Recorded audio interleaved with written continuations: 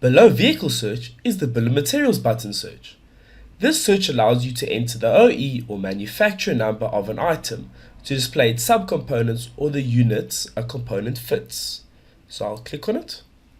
As an example, we will use 0001372001, which is what we used for number search as well.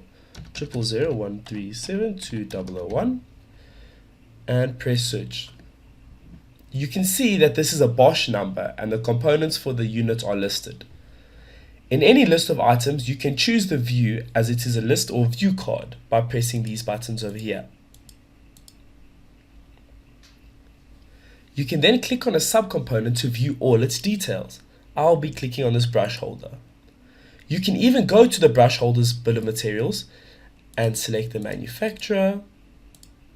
As you can see the subcomponents of the brush and the item that this brush fits into. If you search for a number that has more than one manufacturer, it will not automatically display the subcomponents. You will need to select the manufacturer before the bill of material is displayed. For example, type in D7E22 and press search. As you can see, there is a drop down for choose manufacturer system. If you select Paris Rhone, you can see that there are 5 items listed.